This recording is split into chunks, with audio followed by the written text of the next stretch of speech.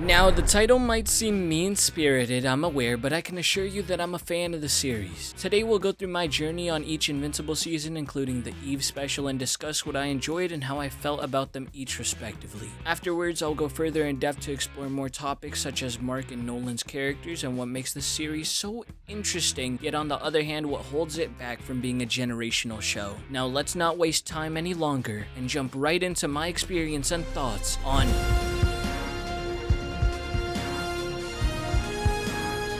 I think that Season 1 isn't flawed for the most part, and is actually a really good introduction to our characters and the world, while also setting the stakes at unremarkable heights, making you question how most issues even get resolved. Is the power consistency questionable sometimes? Sure, but in all fairness, you could say the same for the rest of the seasons as well, so I won't pry on it here. The highs are extremely high, and the lows aren't actually that low, thankfully. Omni-Man is a clear standout character for reasons such as his strength and the kind of father he is to Mark, but most importantly, or obviously I should say, is how interesting the plot surrounding him is. Why did he kill the Guardians, and why is he lying about killing them? What was his goal? What did he accomplish with that? They're all great questions that flow through your mind every single time he's on screen, and it feels amazing to have that in the back of your mind the entire time, to be completely honest. The teen team, or new Guardians if you will, are enjoyable, but Eve is clearly better than any of those characters by far. If we're being honest, the villains of the hour are pretty fun to watch, like the Mahler twins and Titan for example. I thoroughly enjoy them each time they're on screen doing their own side missions. But side note, I still wonder how in the world Machine Head convinced Battle Beast to work for him, cause he must have promised him like a fight with Omni-Man or the Guardians or something along those lines, cause ain't no way he's working for him otherwise. The Rudy side plot was enjoyable, and William is such a good character too. However, I feel like he's even more fleshed out in season 2, so I'll save my thoughts on him for then. But it's really Amber who steals the show for me. She's a good girlfriend and seriously good for Mark's health as she keeps him grounded away from his superhero life, which is a good thing because our main character needs balance and people who care for him. The season finale, which I consider both episodes 7 and 8, was incredible, easily the highlight of the season for multiple reasons, such as the animation of course, but also the voice acting and emotion, the stakes, lore, setups, reveals, and character development. Season 1 of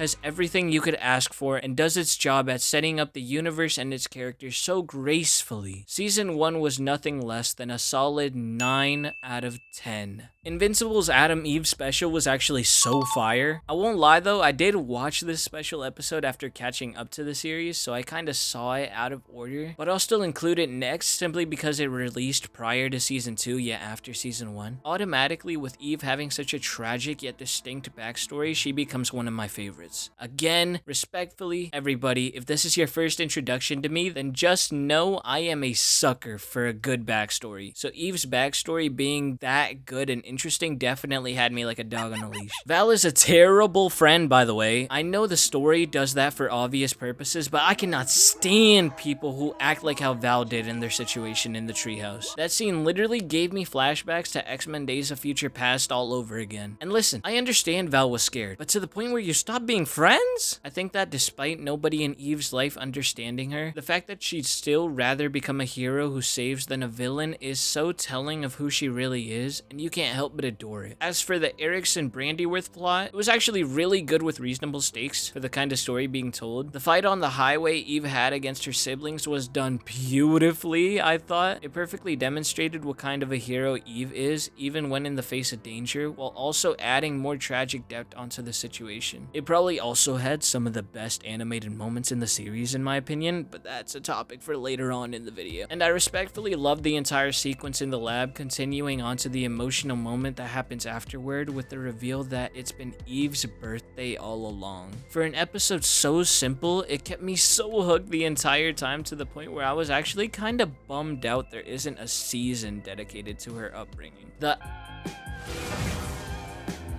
You've got this gets a solid 7.9 out of 10. I found myself enjoying season 2 slightly more than season 1 story-wise. I'm not sure if that's a hot take or anything, but I felt as though the characters we've been introduced to previously have all grown way more or just been more prominent in the story, which I'm fine with too. You'd think that with Omni-Man being gone, there'd be this kind of hole in the story, but no. Mark has gained so much more depth to his character, making him way more enjoyable to watch as he tries his best to stop himself from becoming more and more like his father. Steven Yeun's performance as Mark is just so extraordinary and makes you feel so much emotion to the point where you kinda wish he did get the role of Sentry in the MCU. I'm mostly joking. Louis Pullman did a phenomenal job as the character, and I can't wait to see him in Doomsday. I'm only saying, Steven is such a good voice actor to the point where I actually want to watch the B for The Walking Dead just to see more of him. Debbie's 5 stages of grief are explored just enough to where you can understand how much of an impact Nolan had on her life, for the better and worse. And William is such a great friend to Mark and is kind of the same as Amber in the sense that they keep him on the right track and help him with his feelings and problems. Nolan having a second child was 200% a surprise, but tell me why it's one of the greatest or coolest things to happen in this story. As of season 2, Oliver isn't anything crazy, but wow, he becomes so sick later on. The Coalition of Planets storyline is interesting, especially since their goal is to take down the undefeatable Viltrum Empire, and it gives me heavy The Last Jedi vibes, so that's a plus as well. The Sequids are too prominent for my liking, in my honest opinion, but I did really enjoy the team-up mission everybody did in episode 6 to try and stop them. Anissa was terrifying and had me hoping another catastrophe didn't happen like in Chicago, but the real demon of the hour was so annoyingly fun to watch. Amazing introduction to the character, giving us Engstrom's motivations, plans, and everything, and then Mark served as the one to blame for it not going as he expected. And now here we are with this very interesting way to write a fight. I enjoyed the Spider-Man cameo, even though they couldn't use the IP. And we finally see the series give an iconic parallel in which Mark is putting belt to ass on Engstrom, mirroring the exact situation his father put him in exactly 1 season ago. I'd say it's Mark's first kill too, but not exactly. Season 2 of was a lot of fun and had me way more captivated than season 1 did, and the story continues to just get better and better. I'll be giving season 2 an 8.3 out of 10. Mark and Oliver training, Cecil and Mark's Pentagon sequence, Alan and Nolan prison plot, Mark's mental health, Paul and Debbie Guardians/team, Oliver killing, Mark telling him it's wrong, Immortal Future episode and Mark killing Immortal, Nolan's execution being stopped by Battle Beast and Alan, Titan plot, Rexplode character arc, Powerplex revenge plot, multiple Invincibles invading Earth led by Engstrom, Valerie death during Invincible invasion, Conquest fight and destruction. Invincible's 3rd season was seriously good. Seriously good as in better than the past 2 seasons. Oliver's storyline with him growing up and learning about the value of life and how to be a hero instead of just seeing things as black and white was done nicely, I thought. And the whole relationship situation with Debbie and Paul was so healthy to see build up, and I couldn't personally be happier for them, along with Mark and Eve's relationship as well. I think Mark's whole dilemma on if killing is necessary now or not throughout the entire season is such a heavy and compelling thing to witness, because on one hand you have his friends telling him that it's not who he is and that Mark isn't like his father, but rather he's Invincible the superhero and the world needs good people like him to bring justice, not vengeance. Whilst on the other hand, you have in the moment situations like with Immortal in the future and Conquest during their battle, where they are both tough opponents capable of bringing lots of catastrophe, so with the only option being to kill them, is it right for him to take that action? And I love that question, and seeing how he comes to terms with justifying those actions later on. The whole Titan storyline is actually really entertaining, and I just have to speak my mind on this. Listen, to those behind the production of Invincible, in my opinion, if you need to CGI certain things, like maybe a moving dragon perchance, I think that's okay. The whole sequence with Mark and Cecil earlier on in the season was genuinely perfect, and even though in the moment I was mostly siding with Cecil, after reviewing the situation again, I can now see Mark's perspective and how it was wrong of Cecil to give undeserving people a second chance. And what doesn't help the situation is the fact that Cecil continues to do so with Conquest of all people. I know it's not exactly a second chance, by the way, but you still know what I mean. Powerplex's character was a great addition, and simultaneously in no shape or form helpful towards Mark's Mark's mental health, Engstrom living and wreaking havoc is such a remarkable, get it, Mark?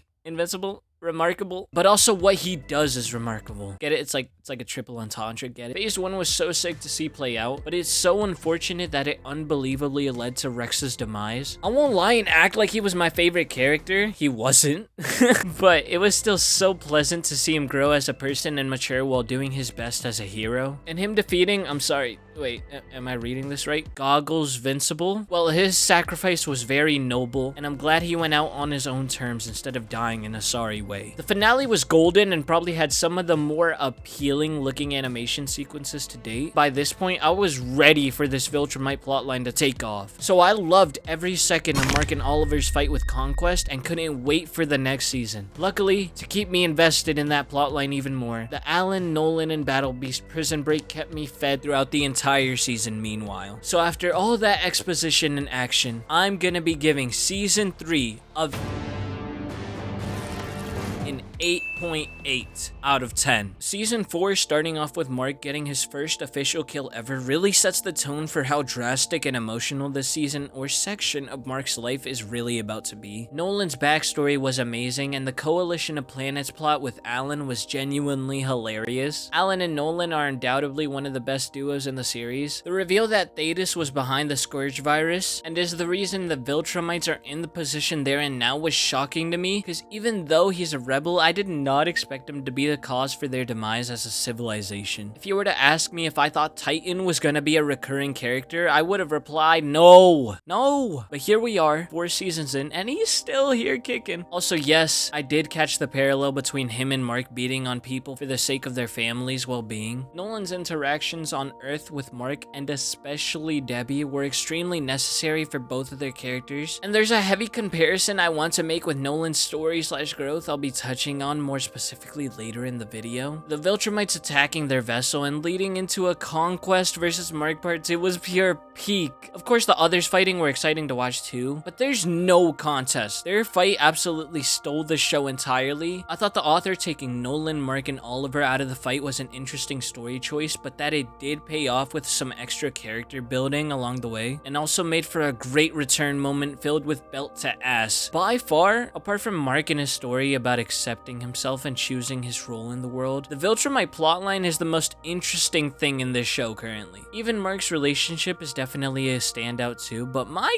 goodness! Thrag telling his people to weed out the weakness in their society so that they can be stronger in resolve so that another situation like Thetis doesn't happen again was pure chaos, and definitely one of my favorite moments of the series so far. As entertaining as the fight outside of Viltrum was, I also can't help but see the potential for so much more with this show. I'll speak on it slightly more later on, but as fun as it is to see it all play out, I won't lie and say this is the best Amazon MGN can put out, when they're also the ones helping produce a series like Nippon Sengoku. Besides that, the rest of the fight was done pretty well with the inclusion of having spectacular dialogue thrown in between it, and of course the insane moment where Viltrum gets destroyed. They eventually return to Earth and the season finale begins. It's filled to the brim with character interactions rather than big battles, which is how the usual 8th episode of the season goes. So this was actually really surprising to me, but honestly I'd prefer if the seasons ended like this instead, if it means we get great writing, like even Mark talking or Nolan and Cecil's interaction. And hell, even Mark's PTSD makes sense, and it's so terrifying to witness, but a great viewing experience in my opinion. And don't even get me started with that wild ending of Thrag practically forcing Mark to let Viltrumites live on Earth and repopulate, and Alan being given a perfected version of the Scourge virus. I love this ending a lot. It's such great setup for the future. I've also seen a post elaborating that we're barely over halfway through the series, and people expect there to be around 3 to 4 seasons left. I'm all for it. I just hope that they take their time and improve the series' quality, since it deserves it. But they do have me hooked, and I will be there day 1 for season 5. Amazing series finale. Oh, they even gave us an update on Rex and Monster with Cecil trying to open portals. I enjoyed this season thoroughly and cannot wait for where the Viltrumite plot goes from here. Season 4 of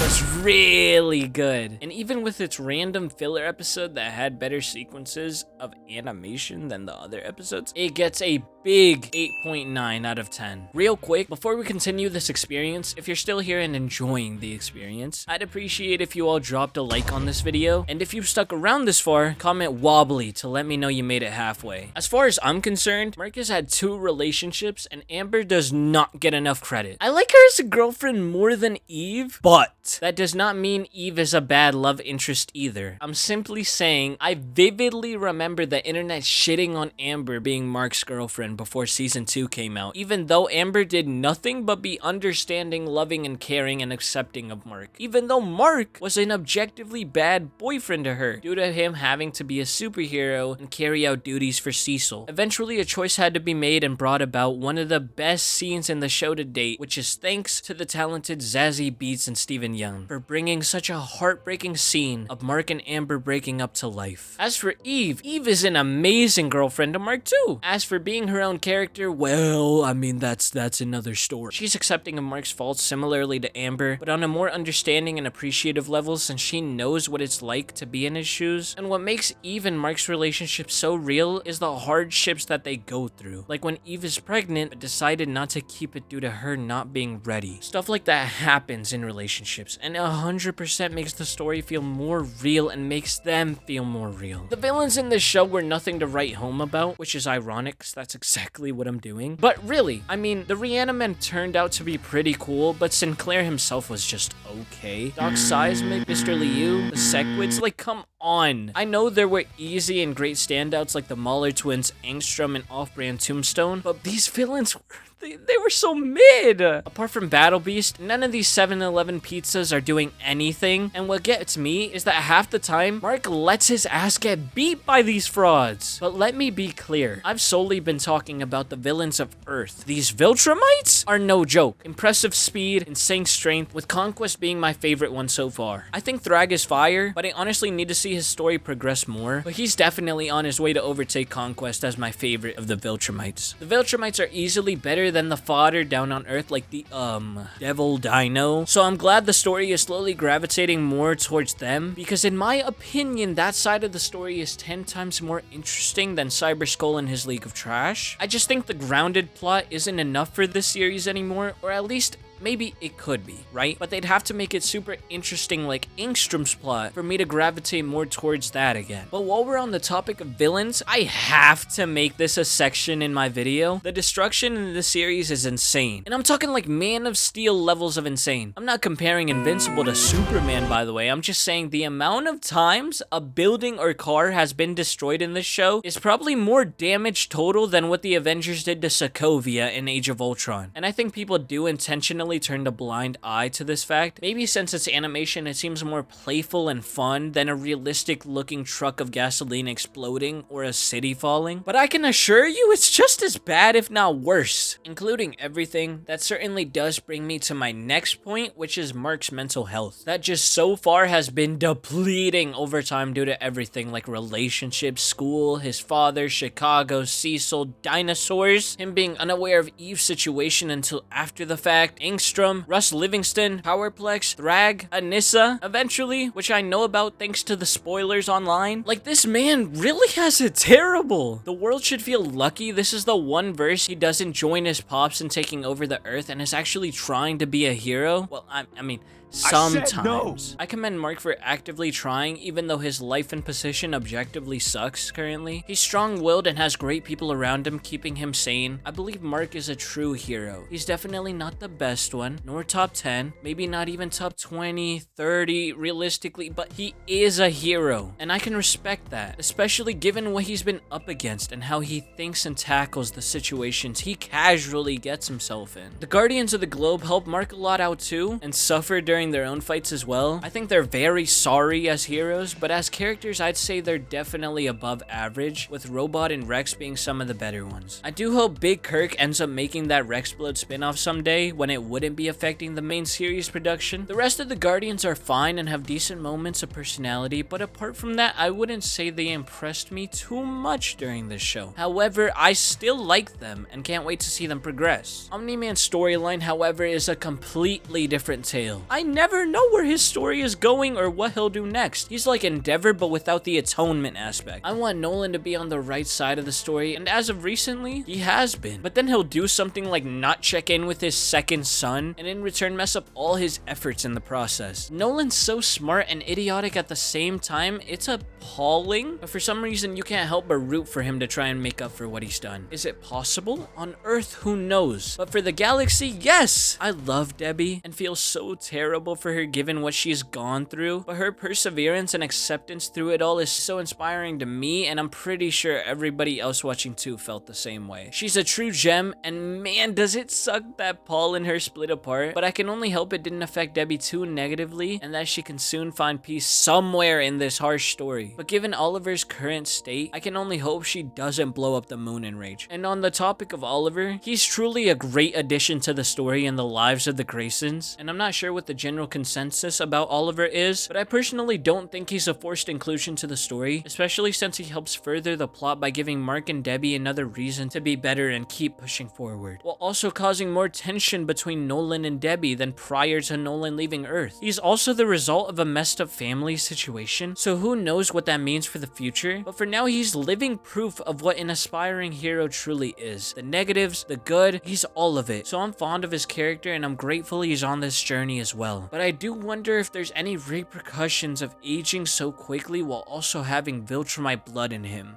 I hope he sticks around for a while, because he is growing up quick, so I'm not sure how that'll turn out. As for my last main topic that has to do with the story itself, I'll say Cecil has it rough. I be feeling bad, because like, give him the Teen Titans and they'll do a better job than the Guardians. It doesn't help that Mark isn't really on the lenient side when it comes to Cecil's intentions either, so he has to deal with Mark's mood swings and antics on top of a mediocre team ever since the Justice League died back in episode 1. The GDA definitely isn't S.H.I.E.L.D., but they are very impressive with their advanced technology and equipment, so that whole aspect of the story is really good too. So far I've only spoken about the concepts in this show, but now I want to talk about the show's production and behind the scenes as well, because even though I've enjoyed the series, that credit goes to Kirk himself for creating the source material back in the day. As for this animated show, however, well, I'll start with the big red beam everybody notices, which is the voice actors. A very stacked and amazing and talented cast is voicing the characters we know and love, with the standouts being more than a handful or even 2 handfuls really. I do enjoy hearing actors perform their ass off voicing these cool characters, but man, why so many and why more? People are clearly fed up with this bold choice due to the animation aspect lacking in this series, but clearly having enough funds to pay for A and B listers to come voice random characters you'll forget after a week or 2. Let's take what the Sakamoto Days crew did for example. Vinny Hacker is a TikToker who managed to secure the role as the main antagonist of Sakamoto Days and probably cost 100 times less than Seth Rogen does, which is wild because Vinny Hacker is actually putting on a performance instead of using his regular voice like Seth Rogen does. Of course, no shade to Seth Rogen, I just needed an example. My point is, you don't need A-listers on a series that is clearly struggling in other departments, like the composition department, for example, which we know about thanks to somebody on the compositing team speaking out and admitting that they were struggling to make the show even look remotely pleasing on the eyes thanks to the short staff of 4 people and tight deadlines. Let's work together. We're working together. Here we are. It's like, let's make a deal. Here we go. $7?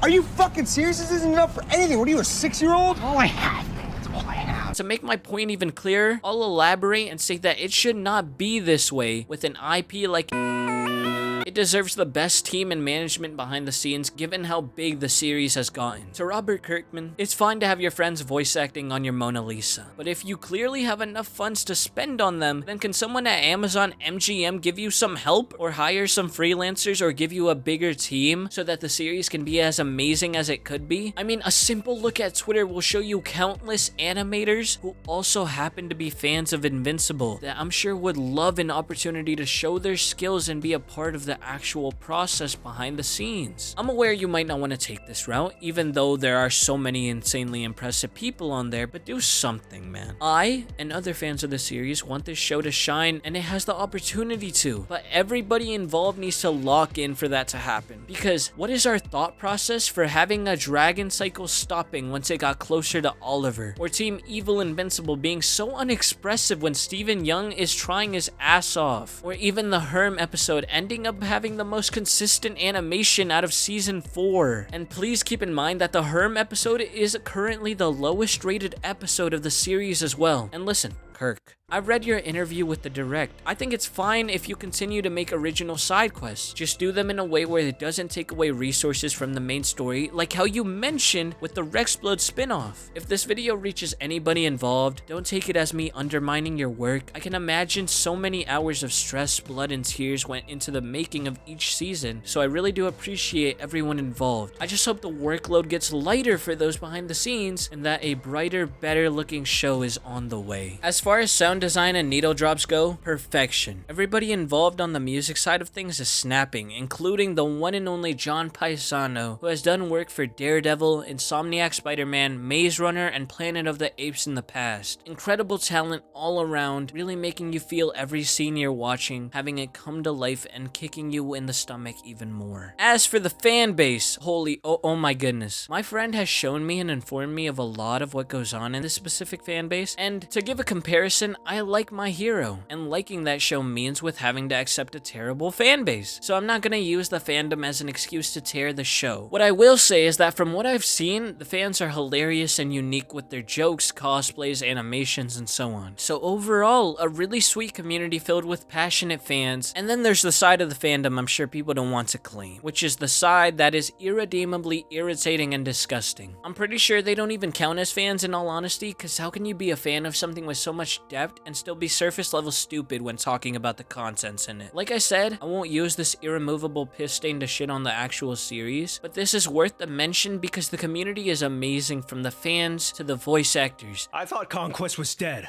Why would you lie to me again?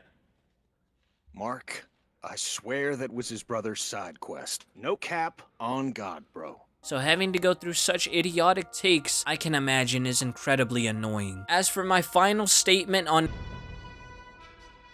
I'll say it's a well-crafted and beautiful series brought to life by the hardworking humans behind the scenes. It's compelling and a good change of pace from the standard, but to be frank, I'm glad every media in the superhero genre recently is adapting and telling amazingly unique stories outside of the norm from a decade ago. Invincible is a great show. From what I've read and seen, it's a great comic as well, and there's so much to love about it, even with some of the interesting production choices. This series will stick around for a while, most likely until 2030 at the earliest if I had to guess. So I'm sure a lot of improvement will inevitably be on its way. I can't wait to see where the story goes from here, especially with the crazy cliffhangers we left off on. If you enjoyed this video, make sure to hit that like button and comment your thoughts, as it does help push my video out to more people. And if you like this style of content, make sure you hit that subscribe button too. I'm aiming to make this a full-on career since I genuinely love doing it and communicating with everybody. But with that being said, this was Lava giving my review on